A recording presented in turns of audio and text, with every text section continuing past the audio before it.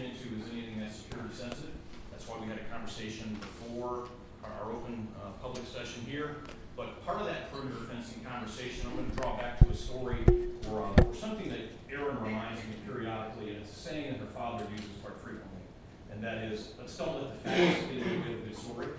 There's been a lot of stories out there about perimeter security, about the airport. I'm going to deal with 100% of the facts in this presentation. And the facts are pretty simple. The facts are that there's a certain part of our property that has been used for trespassing for a long period of time. The trespassing activity has resulted in the construction of unsanctioned, illegal trails. Those trails have caused significant environmental damage on our property, and the trails need to be removed and remediated. Aaron will come up and talk about potential legal liability to the authority. I'll transition back into a little bit of a conversation because part of talking about injuries on the property is protected under state law, and I'll share that with you.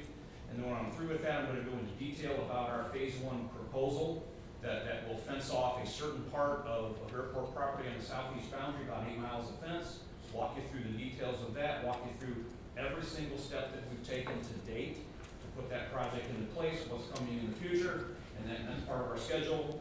And then obviously along the way, please stop me, let's ask questions, let's have dialogue. It's not a lecture from me, it's really a conversation about policy and what's the right thing for the authority and the community going forward. First, I want to start with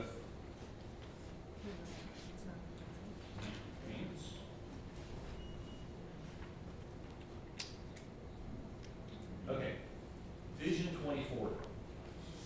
Many of you were here on October the 20th in 2016, some of you weren't, when I had about an hour-long conversation with the board about the preferred alternative for Vision 2040. It was really the culmination of about a 15-month process at that point to decide, determine from a policy perspective the future of RDU. I will tell you that 15-month journey included significant engagement with the community. It included two advisory committees. One was technical, one was policy. It included 10 public workshops. It included the opportunity for the public to submit comments both at those workshops and online. And we received a significant amount of feedback related to Vision 2040.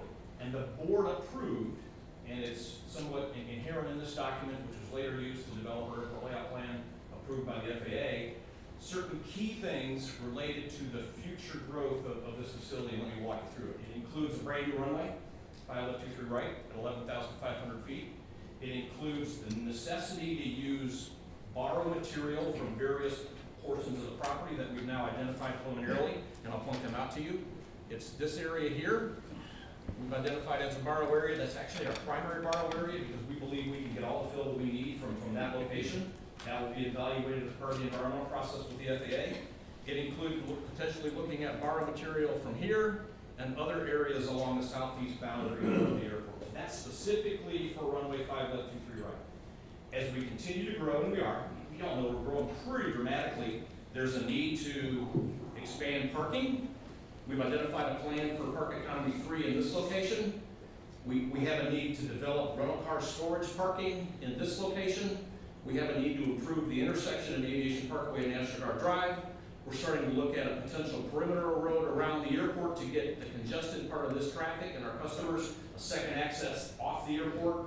It's terminal development, it's roadway development, it's general aviation development, it's consolidated rental car facility development. We are touching virtually every square foot of property under the control of the airport authority for purposes of Vision 2040 and the long-term interest of this community. That's what the board approved in 2016, and that has really set the stage for staff to kind of execute the program. What's happened along the way? We've grown pretty dramatically, and staff has been focused on accelerating kind of the capacity-related pieces of Vision 2040. We're working really, really hard to make sure that we can accommodate what the customers in this community want and deserve. Along the way of Vision 2040, let's face it, we all knew that there was trespassing occurring on the property. It's been happening for a while. But as part of that engagement process, we did two things. We tried to educate the community and the folks that are actually trespassing on the fact that it's not your property. You've never been given permission to use the property. Stay off. We have a future use for that property. And the use of that property is to support the aeronautical operation of the airport, which is our primary business. So we started those conversations with both individuals and community groups who consistently advocate for the use of that property for a different purpose. So we started that process very, very formally as members of staff in 2015, and it's continued all along the way, even until today. So what's happened along the way is this. We first started to discover obstacles constructed on the property. This is the property that's commonly referred to in the community as 286. Where did 286 come from? There's an overpass at Old Reedy Creek Road that has I believe it's a mile marker on it that says 286. So that's how folks refer to this property. And I'll have a graphic for you in a second, and I'll walk you through exactly where it's located. But as we monitored the property, as we monitored activity, we began to discover obstacles such as this on the property. And I'll walk you through it. Here's an elevated trail. I bet this elevated trail is 200 feet in length. This wasn't constructed by an individual.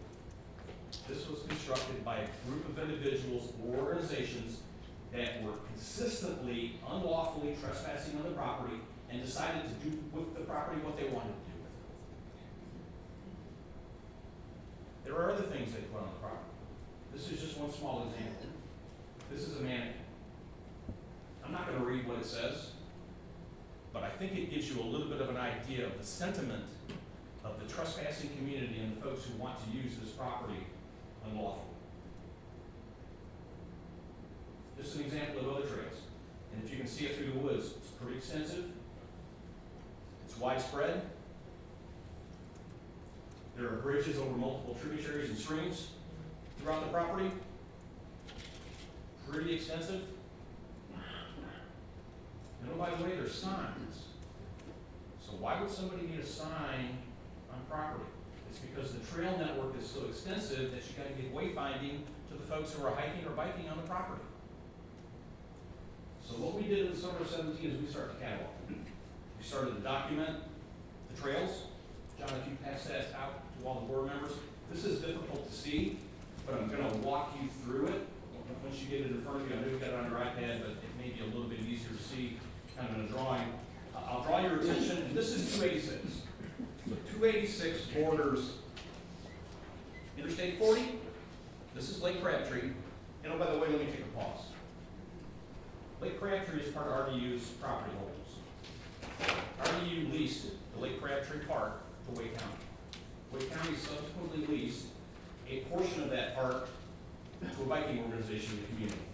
Legally authorized trail system on a county park system. I will guarantee you that Wake County would never allow the construction of the obstacles and the structures that were constructed illegally on RDU property. Again, Lake Crabtree right here. Old Reedy Creek Road. Old Reedy Creek Road comes all the way up into Olmsted Park. There's actually a gate, I believe it is, right here that's locked. But Old Reedy Creek Road continues into the park, which I believe is now commonly referred to as the multi-use trail. But on this part of RDU property is what's commonly referred to as 286. This is Economy 3. You've got the exit at Aviation Parkway. You've got National Guard Drive.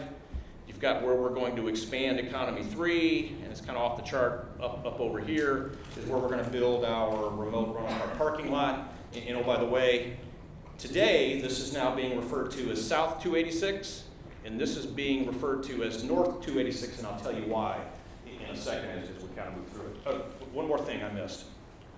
This is the Oddfellows track, right there. So what we started to do is we started to catalog the obstacles that were on the property because we were going to send our staff into the field to remove them. And all you got to do is read the number. Each one of those little diamonds is a jump, structure, obstacle, whatever the case may be. And we cataloged 34 of them on the property. So what did we do? We went into the field and we started to destroy them. We really started to take an affirmative effort to stop illegal hiking and biking on RDU property. So we destroyed the obstacles. We put up fence. I will tell you the nature of the topography on the land is such that it could be extremely dangerous to mountain bike and come up to a jump that you don't know is there, especially at night. Think about that for a second. You really think somebody would go on the property at night? I'm going to show you a comment online from somebody who's actually done it. Along Reed Creek Road, we put up a whole bunch of more no trespassing signs. We installed a construction fence to keep folks out. Interesting story around this that I got from my maintenance staff as they were doing this. They actually had somebody approach them and say, get out of the way, I'm going to go hike on your property. That's how bold some of these folks are, that want to continue to use our property unlawfully. So this was about the time that we really started having serious discussions about completely fencing every square inch of RDU property off. So we developed a plan. You can see the plan here. What you see in green is kind of all the outlying perimeter of the airport that is currently not fenced. What you see depends on how you see it in purple, reddish kind of color. That's phase one, which I'll talk about in a second. But what you also see in yellow is the federally regulated airport security perimeter with which we have to control for federal security purposes. So we started to develop a plan, kind of in 2017. We monitored, we patrolled, we talked to people, we encouraged people not to trespass, but about 2 years went by until we really made another concerted effort to get on the property, to really kind of understand what has transpired since the removal of the obstacles and where we were today. And you may ask yourself, Bill, what did you and your team do for the last 2 years? This is what I call my runway in a buggy, okay? This is runway 5 left, 2 to the right. My team and my priorities team has been nothing but trying to maintain and improve aging infrastructure over the last 2 years so we can make sure that this facility is useful and safe for its intended operation. I really like this. It really kind of illustrates what we're facing in terms of the investment that we need to make in our facilities. So me and my team have been focused on nothing but trying to improve our facilities for the last 2 years. Anybody want a piece? Happy to give it to you. But that's my runway in a bucket. That's what we've been doing. Summer 2019. What do we see? That jump I showed you earlier in 2017, it was rebuilt. It's being used again. The fence that we erected across trails, you can see it in the upper right-hand corner. It's been removed. Bridges have been rebuilt. New bridges have been built. And if you look closely at this bridge, they didn't buy the building material at the local lumber yard. They cut down the trees in the forest to make this bridge. They built more obstacles back in the original location. So what did we do? We mobilized our team again. We sent them into the field. We destroyed, one more time, the obstacles, the bridges, the artificial and dangerous conditions that you'll hear Aaron talk about in a minute. We took them out one more time. But, oh, by the way, while our law enforcement officers were in the field removing these obstacles, what did they find? They found a 16-year-old boy mountain biking on trails because he had been told by all of his friends, what a great place to mount. Now what I want to do is kind of do a little bit of a transition. I'm going to ask Karen to pull up this website. While I'm doing that, John, would you hand this to the board? What I want to show you is one small piece of what I'll call documentary evidence of continued trespassing on the Oddfellows property. There's pictures, there's videotape, it's timestamped by date, you'll see people hiking, you'll see people biking, hundreds of pages and pictures of people trespassing on the property. Documented in that book right there. But I don't need to show you that. Karen, go down a little bit. Stop right there. I'm going to show you what's on the public World Wide Web. That's pretty easy. This website is All Trails. I've got it on my phone. I've used it repeatedly for hiking on state-authorized parks. It's a fantastic web application that's GPS enabled, so you can follow the trails around. Public website. Let me show you what's on this public website. This is 286. That's the trail system that somebody has GPS enabled and kind of mapped and posted it on a public website. There's a description on this website. Let's read it.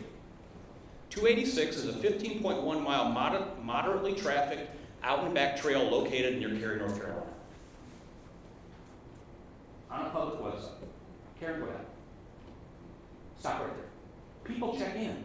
This is the great thing about social media and the web. You can see in real time what folks are actually doing. And oh, by the way, we know who they are. They've given us their names. So let's kind of walk through this for a second. This is fun. So if you look at this gentleman 3 months ago, he mountain biked, these other things. You've got folks 6 months ago, 8 months ago. Karen, go down if you would, please. Keep going. Maybe it's the other site that we're going to get to in a minute that has, like, in the last week, all of these folks are checking in on trails that don't exist. Well, they do exist, but they're unlawful. Never been sanctioned by the airport authority. Completely unlawful. Karen, go to the next website, if you would. The next website? Yes, please. Close this one out and go to, can't remember the name of it. I got it. Okay. Sync tracks, pull that.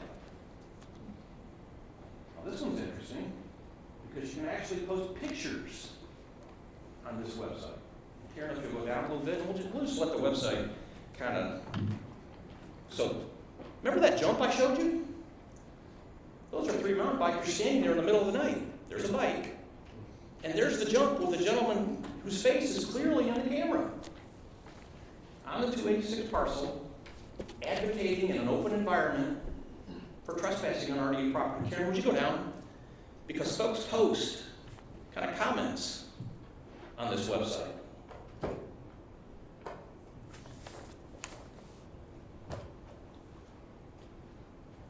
We were having a little trouble with this earlier, of it being able to load. Reviews, I took the reviews right there. Yeah. Do we have an IT expert in the audience?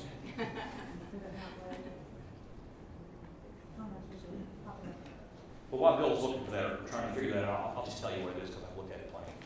So you've got the same thing that you saw on all trails. You've got individuals posting their experience on the 286 parcel. And really what I wanted to show you on their website was a comment by a young lady who talked about the experience on 286. And a couple of the things she talked about was she was warning people that if you're going to be out there at night, be careful. Because the owners of the property have taken down the obstacles and have put up fence. She goes on to explain that, you know what, we really ought to be mad that they've taken all that stuff down, except for the fact that they own the property. And she went on to explain that, oh, by the way, I'm going to dread the day that the mountain bike trails are gone and we're no longer allowed to use the property. That day is here. From staff's perspective, that day is here. Karen, would you go to the, never mind. We'll keep going. In the interest of time, we'll keep going. John, would you pass out that next handout, please? The next handout I want to share with you is I don't know if you want to call it a poster, a brochure, a handout, whatever the case may be, that's titled Save the Trails. I'm going to walk you through what's on this handout. This is I-40, Lake Crabtree Park, absolutely legally authorized park system trails. This is 286. This is the Oddfellows. What do you see there? You see a clearly denoted trail system. So what you have in front of you, and I'm showing you in this presentation, are 4 organizations, and frankly a website that exists, but RDU Forest doesn't exist. 4 organizations and a nationally prominent environmental organization actively advocating the use of a trail system that is constructed on property illegally. Isn't that remarkable how that happens? So let me go to the next slide. So you kind of build up everything that we've been doing to try and engage the community and educate and help people understand, stay off the property. We're going to use it for airport purposes. That led us to the point of really crafting the fencing project and where we are today. So as we were finalizing our phase 1 plans, we didn't decide, we have an obligation. We need to follow the law. And what the law requires us to do is first and foremost, go out and figure out what the environmental conditions are on the property. So we engaged our environmental consultant to do exactly that. And we did that in the context of 3 things. We did that in the context of the needed expansion of Economy 3. We did that in the context of construction of a remote rental car parking lot there. And we did it in the context of an expectation that if we were going to install a perimeter fence, we needed to know what that perimeter fence crossed. So we sent our environmental consultant into the field for a field survey, and he came back with the results. And part of those results were in a letter that he sent to the authority, and I'm going to read a portion of it to the board, put it in the public record, and I quote, "We are providing you with this written notification of potential violations of the 50-foot Neuse River buffers located on property under the control of the Raleigh-Durham Airport Authority. These potential violations were observed by our consultant while delineating wetlands, streams, and waters of the United States. The potential violations are located throughout most of the RDU property east of National Guard Drive, this location here, exactly where it was, adjacent to Old Reedy Creek Road, both sides here, Umstead Park, and the Oddfellows track. The potential violations include clearing of vegetation, trail construction, structures, bridges and jumps, located within the 50-foot Neuse River buffer rules. After our consultant put us on notice of the potential violations, what did we do? We contacted DEQ. We invited DEQ to come out and do an inspection with our consultant to look at the violations, and also we needed a jurisdictional determination to go along with the proposed development that we were going to actually execute going forward. So our consultant met with a representative of DEQ on September the 25th, 26th, if I remember correctly. Came out and did a field inspection, noted the trails, noted the environmental damage that had been caused by the illegal activity on the property, and frankly was appalled. Subsequent to that, we received an environmental determination, a jurisdictional determination over the property from DEQ. I have it here in writing if anybody's interested to see it. But that wasn't the last piece for us. We're aware of the violations. We have a representative of DEQ telling us for their violations. We needed to go meet with DEQ staff and fully understand what are the potential penalties that will now be enforced against the airport authority as a result of these illegal activities. We received our jurisdictional determination letter on October 2nd. We immediately started to reach out to DEQ to engage them in a conversation and have a face-to-face meeting to really kind of walk through the issues. We started with staff. We didn't get a response. We ran it up the chain of command. Not much of a response either. We didn't get a response from DEQ until we got to the deputy secretary, the assistant secretary. And then we got some confirmation that they will actually allow us to come in and talk to them. I will tell you in that meeting, what happened here? Did I go all the way back? What happened? Okay, sorry, I'm on the wrong side. So, in that meeting, which happened on December the 4th, it was absolutely confirmed by DEQ that there was a violation of Neuse River buffers. We had a lot of conversations around what the potential penalties are. My message to DEQ was, you need to give me something in writing. And as I stand here before you, we have yet to receive anything in writing from DEQ. What I want to transition now is to kind of do a little bit of a deep dive on what those regulatory violations are so you have a full and complete understanding. But before I do that, I think I really need to talk a little bit about what a Neuse River buffer is. A Neuse River buffer is something that surrounds a jurisdictional stream, as an example. It's a riparian buffer. And you can read what's on the slide, and why I put this picture up. It will give you a clear illustration of the purpose of a buffer. So a riparian buffer is really a strip of land adjacent to a jurisdictional stream that is forested, roots, leaves, other vegetation, and it does several things. It helps to stabilize the bank. It helps to filter the water before it goes into the stream, improves water quality, and prevents erosion along the banks of the streams to again, further enhance the water quality of the waters that are entering into the stream and tributaries. Because where do they eventually go? They go downstream. They leave airport property. So we take our responsibility to make sure water quality that leaves airport property is the best it can actually be. So the interesting part about this picture is if you can see it, and this is from the 286 parcel. So what you see here is this jump. You see what I was describing as the forested buffers in this location, but this trail has actually destroyed the purposes behind that forested buffer. That's the issue that we're dealing with here. So to give you a little bit better example, I've actually taken a piece out of our plans for perimeter security fencing to illustrate in a little bit better detail where those buffers are. So as an example, this is Haley's Branch right here. This, right, you see this kind of label. This is the boundary, the property boundary between RDU and Umstead Park. This is a jurisdictional stream that comes off into Haley's Branch.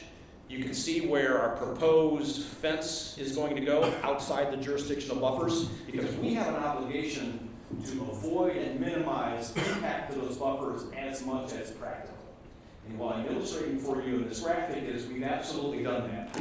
We could have made a decision, don't know if it would have been approved by DEQ or not, but we could have made a decision that we were going to put our fence right on the property boundary, which would have been inside those Neuse River buffers. We didn't do that.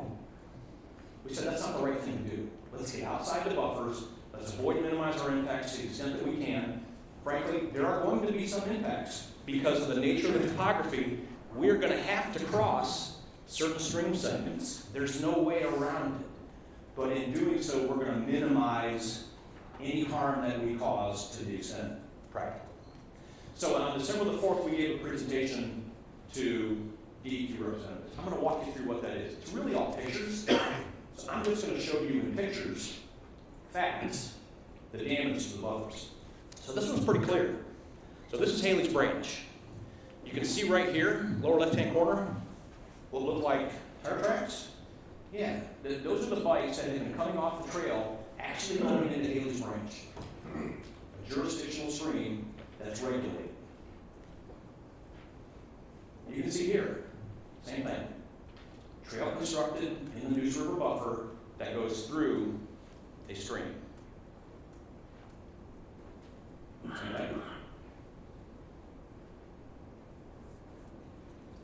And you can see here the trail that has eroded the stream bank down into the river absolutely subverts the intent behind the Neuse River buffers. Same thing here. And I can go on. And up. And up.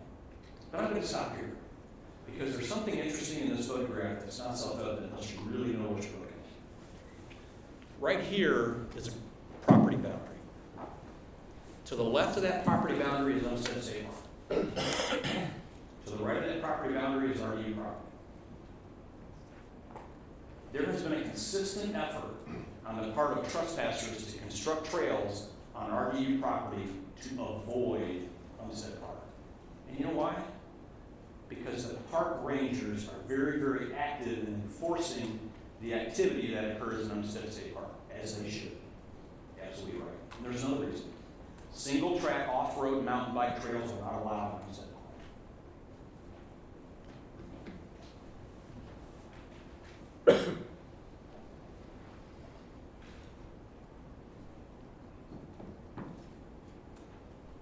So I talked about the fact that we met with them on December 4th. They confirmed verbally that these, I'll unlawful and unsanctioned trails or violation of these river buffers. We're still expecting correspondence at some point in time to confirm that. I'm going to stop and see if there's any questions from the board at this point before I transition to Aaron and have a little bit of a conversation about legal line. Well, I have a question. Yes, sir. In Umstead Park, there are trails that cross streams. And so what's the difference between those trails that cross streams and these ones that have been put onto our property? Probably the critical distinction is our trails have been permitted. They went through the permit process. Other than that, I'm sure there were some mitigation measures, how they're maintained, but they're absolutely permanent. I have to believe. Okay, I'm going to transition to Aaron. David, are they bike trails or walking trails? They're hiking trails. Okay, what's the difference? So I'm going to transition to Aaron, then I'll be right back. Morning, everyone. It's still morning. I'm just going to talk a little bit about liability. As you all know, I am the authority's attorney, and so, oh, sorry, Rob, is that better? Yeah, a little bit. As you all know, I'm the authority's attorney, so I'm not here to give legal advice. I'm here to just state the sort of status of the current law. If you have questions that would entail me giving legal advice, I request that we go into closed session in order to maintain attorney-client privilege. I'm just going to give an overview, sort of a white paper of the status of law related to landowner liability. So a landowner in North Carolina owes each person who enters his land a certain duty of care based on how that person is entering the property. Are they trespassing? Were they invited? For instance, for invited individuals, for the lawyers in the room known as invitees, you may remember that term, common law requires that the landowner inspect, repair, and make the premises safe. These requirements, also known as the duty of care a landowner owes a person entering his property, are what creates a liability exposure for the landowner if the invitee is injured on the property. So this is a pretty high level of duty of care owed to an invitee because it's someone that the landowner has invited onto their property, the landowner knows that person's coming and has invited them and wants them to come. Liability might exist in this situation where an invitee is injured on a condition on the property that the landowner should have fixed.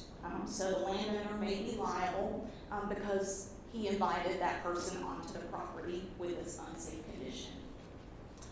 On the other side of the spectrum, there's this sort of folks coming onto your property spectrum.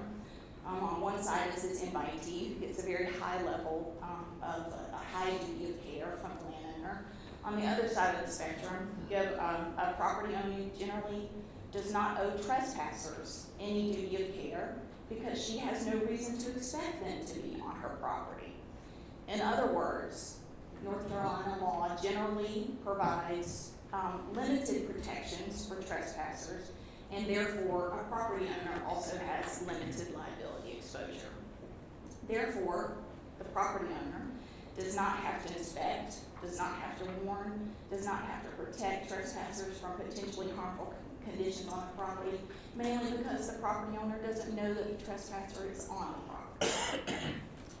However, there are some significant exceptions that would make a property owner liable to trespassers, because in the law, nothing is easy, right? Some of these exceptions are for the owner's intentional, willful, or wanton conduct, for harms to minors, for artificial conditions, and that generally means conditions not naturally occurring, which would include, we think, bicycle trails, bridges, and jumps that Bill has shown us pictures of today. There's also liability where the property owner knows that the trespassers are accessing the property. Often we call those known trespassers.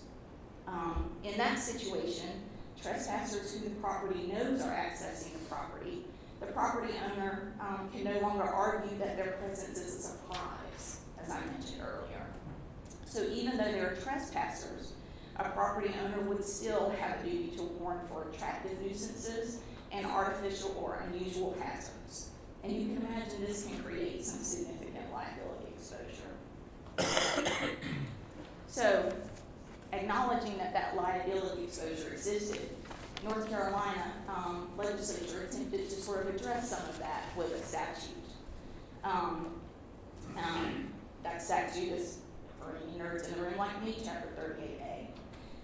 And that statute applies where a property owner allows others to use its property for recreational purposes.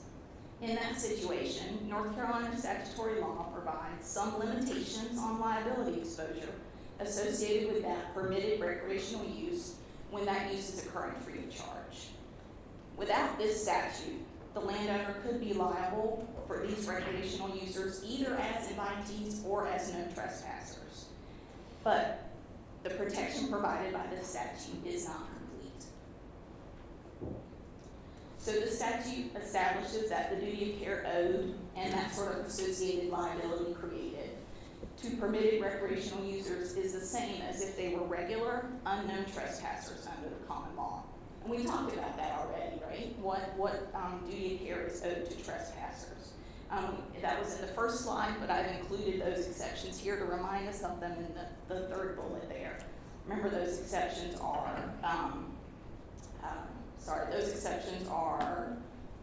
find my place again in my notes here. The owner's intentional, willful, or wanton conduct, and for harms to minors caused by artificial conditions or unusual hazards like bicycle trail features, jumps, bridges, and jumps. But the statute doesn't just end there. The statute also makes it very clear that although it's intended to protect landowners from liability, the language itself does not remove all liability to a known permitted recreational user. The statute explicitly does not limit a property owner's liability to anyone for attractive nuisances and artificial or unusual hazards like bicycle trails, bridges, and jumps, even in the situation of an unknown trespasser or, because they're equivalent under the law, a known permitted recreational user. So there is no way to absolutely prevent lawsuits, but common methods property owners use to manage this liability exposure for recreational and other known trespassers include removal of artificial conditions, removal of the attractive nuisances and unusual hazards, warning signage, and fencing installation. And that's all I have.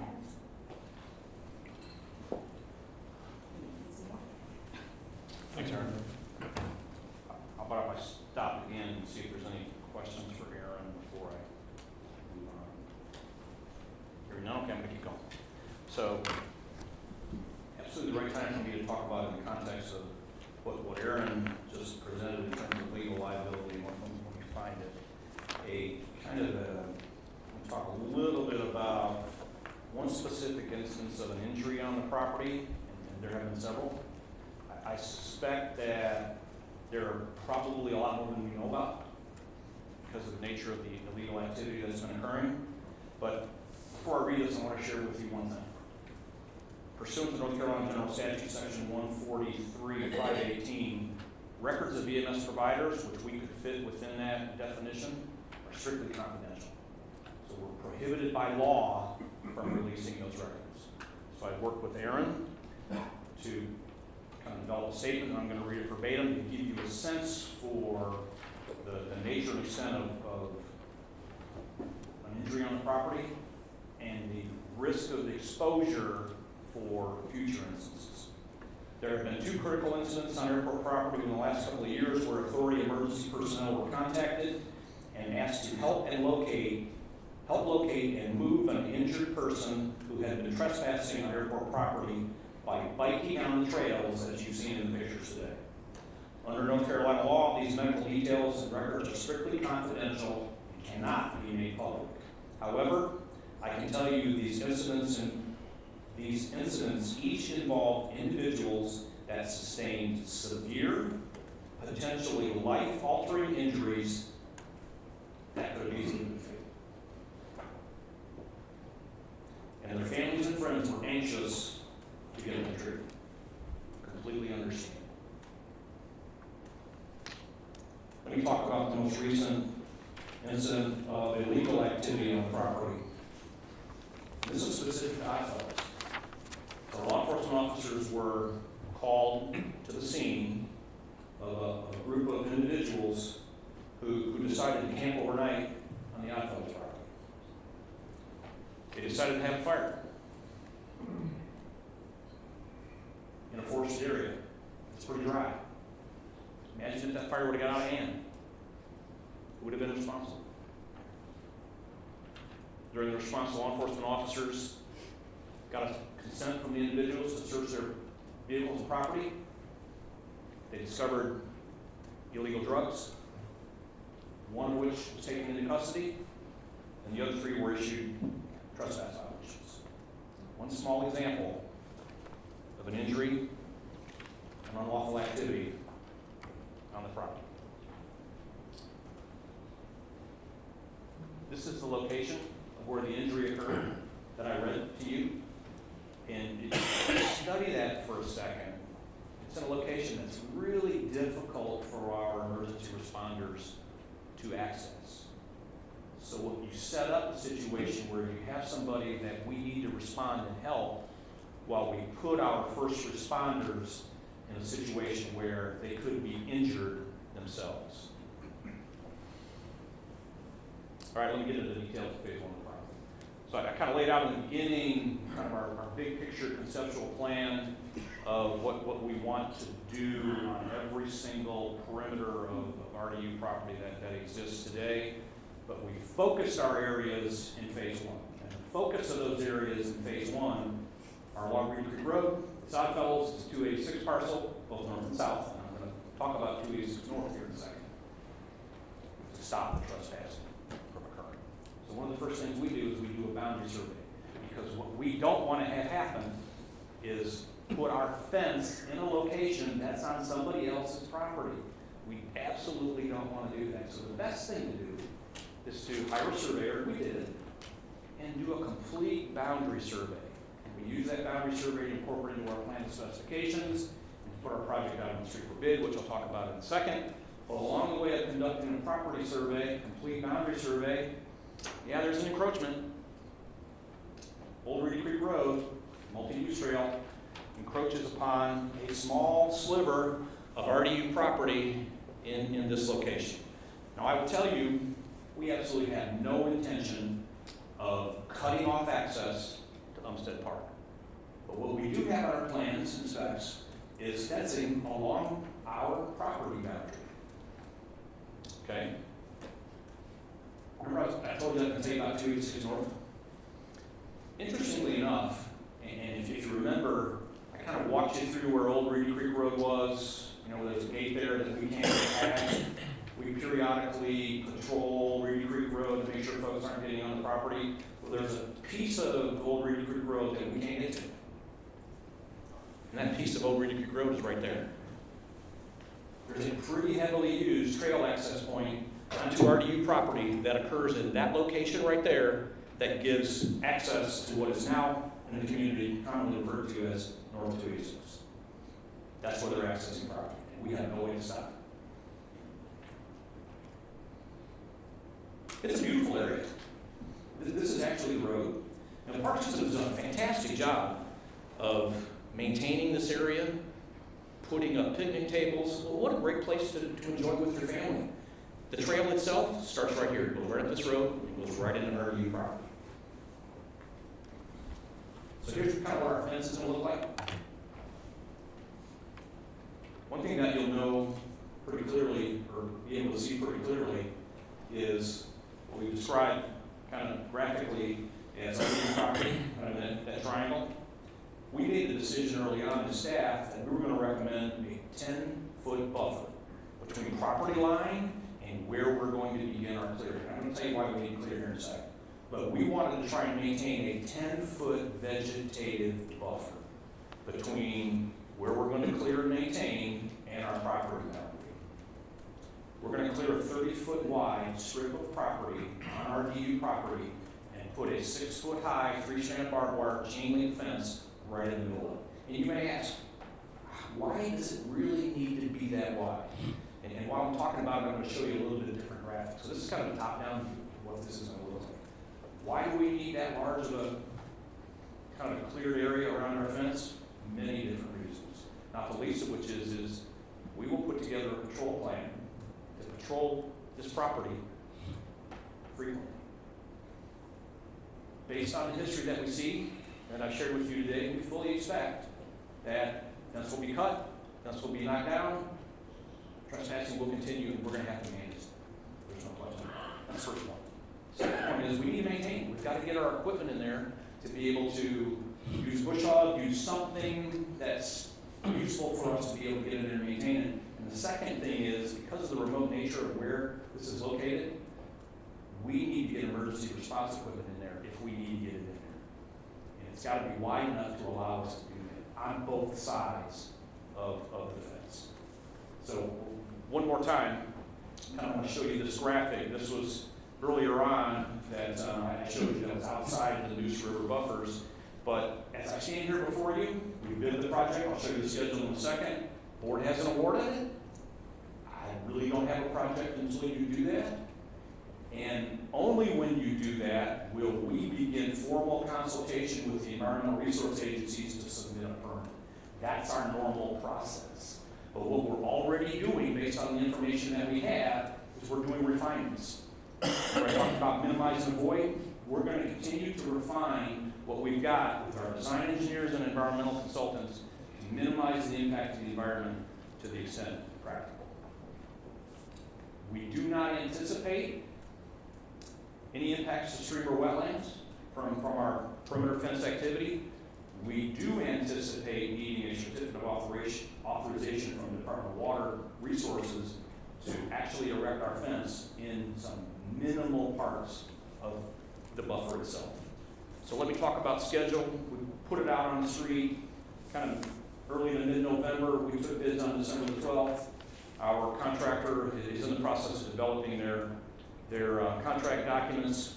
We have a formal meeting with the North Carolina State Parks folks on January the 9th to talk about the property encroachment and the multi-use trail that crosses RDU property.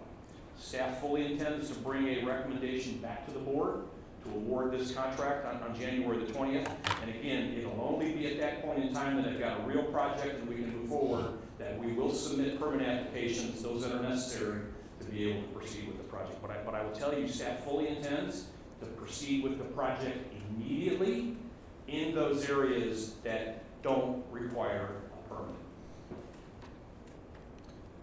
That's all I have for them. Let me kind of do a quick summary and then I'll take any other questions. I started this presentation by telling you I was going to stick to the facts, and hopefully I have, and the facts are pretty clear.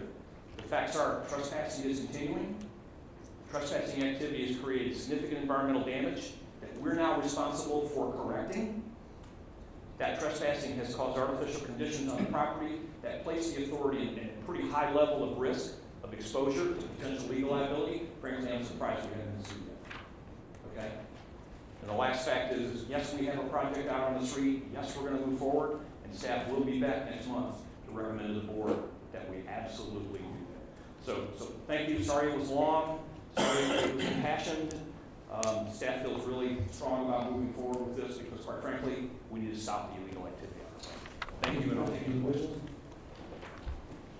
David, Bill, you indicated cut that your microphone on, David. Thank you. Bill, you indicated that the plan will have a 10-foot vegetative buffer. How do you decide on 10 feet as opposed to 25 feet or some other amount? Especially when you look at the slides you showed us where we were even going to be further into the property to make sure we were not within the riparian buffer area. Correct? Yeah, it's a good question. Sure. There was no magic around it except for this point. As we sat down and we tried to figure out how do we keep people off RDU property and not impact Homestead State Park, we settled on 10 feet. Frankly, I'd like to make it a lot smaller because if we go more than 10 feet, I will guarantee you that the next trail system that you see be back in front of you after the fence is up is running right along our fence on airport property. We've got to stop the activity, and the only way staff can figure out how to do that is to, and again, we're trying to balance competing objectives here, but a balance of a vegetative buffer versus putting it right on the property line. No magic number, that's kind of where we just ended. Any other questions, John? No other questions, we go to the next topic. Yeah. I have a comment. Can I make a comment? Okay. I do want to recognize the important work that you and your team are doing in this amazing economic engine that we have for our community. I know you have so much going on with, you know, the expansion, the various facilities you have to build, and on with security and flights and so forth. And this has been a significant consumption of time and effort for you and your team. So I do appreciate the very thorough presentation and the importance of no trespassing on RDU property, which has gone on for too long, and it's really something that must be addressed. We should have addressed this much earlier. And the fact that these trails are being built and put on a trail map like you showed, which is totally illegal, trails illegal built and used, and they're aware that it's illegal, that it's going on, and it's a danger to them and to us, liability for us. So I understand it's very, very important. Thank you for all the good work and information and all you do. Appreciate it. I've got one more question, sorry. So Bill, with respect to the piece where Homestead Park encroaches, what is the plan for that? Is there already a plan worked out as to how that will be resolved? No, sir, there's not a plan. That's the purpose of the January 9th meeting. I suspect there's several different options in that space. We're just gonna sit in front of parks officials and just gonna have a conversation. I suspect at some point, when that's finalized, we'll bring it back to y'all and share that with you. But at this point, there's no plan. Well, what will happen though if, you talked about being able to move forward with respect to the fencing where permits are not required. That did not look like an area that may be permitted. What would we do fencing wise there as part of your phase one? We will not fence that area until we have a parks. Or will that not continue to permit that access that you've shown right into the area? Yes, sir, it will. It's called a catch-22, David. Well, I would ask staff to come back with a proposal as to how we could remedy that, maybe through some temporary fence that's further within our property boundary that doesn't cut off access to Homestead Park. Something to raise with the park folks. Sure. I'm concerned about having that access there and leaving it open. I mean, if we're gonna spend all this money fencing, but people can still go immediately on a trail that we've left open, that sort of seems to have defeated the purpose. Great point, Mr. Kushner. Thinking about the sequence of all this, we're gonna meet with Parks on the 9th. We will share with you on the 20th when we make a recommendation to award the contract exactly how we're doing. I think the timing of that. Any other questions? Hearing none, thank you, Bill, excellent Thank you. presentation, we appreciate it. Mr. Chair, if it's okay with you, we can break for lunch, and then we'll resume maybe about 20, 30 minutes after lunch for the committee meetings. Bill, thank you very much for an excellent job on that presentation, and thank you to you and your team for all you're doing to keep this airport running here, and thank you too for your participation in that. So we'll take a short break for lunch and then come back. Thank you.